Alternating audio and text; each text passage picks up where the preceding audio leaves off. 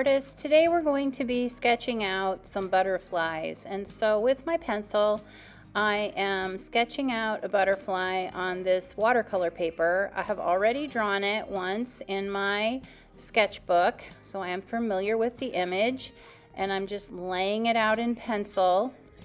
And then after I lay it out in pencil, I'm going to get a permanent marker and I'm going to outline the butterfly in permanent marker.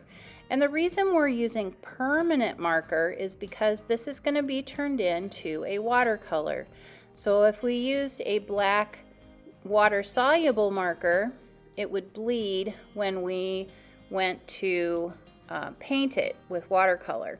So I've taken an eraser, I've erased my pencil lines. Now I'm taking a bigger marker and I'm just going around my lines a little bit more because I just thought it just looked a little, didn't have enough black in it.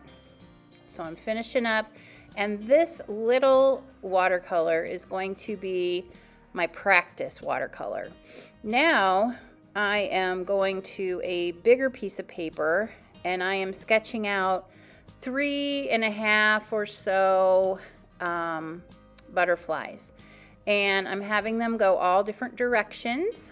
I'm putting some flowers at the bottom so I give a sense of this is outside. And now I am outlining them also in the black permanent marker, again because we're going to be using watercolor with these.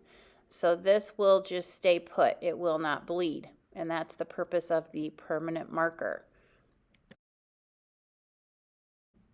So once you have this done, that is it for day one, and pretty soon here we're going to move on to day two, applying watercolor.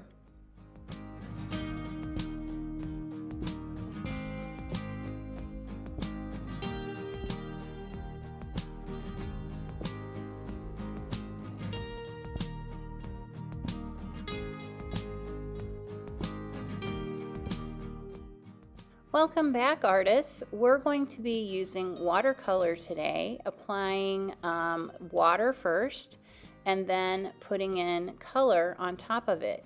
I'm only putting water on one section at a time, and then as I put on the water, I just drop colors in and let them mix as they want. I don't overbrush it. I just lay in the color on the watery paper and let it just run around and do its thing. Your color selection is very important. You want to use neighbor colors like red, orange, and yellow, or red and purple, so that when they mix, they make a nice color.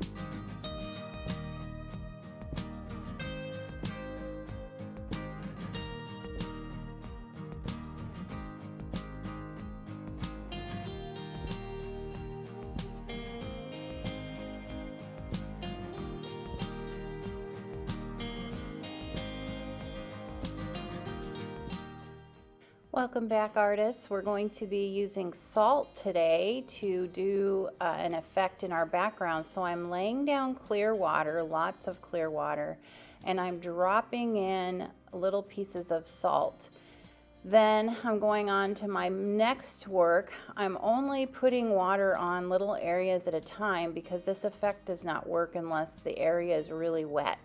So here you can see I'm dropping in water, dropping in color, dropping on salt.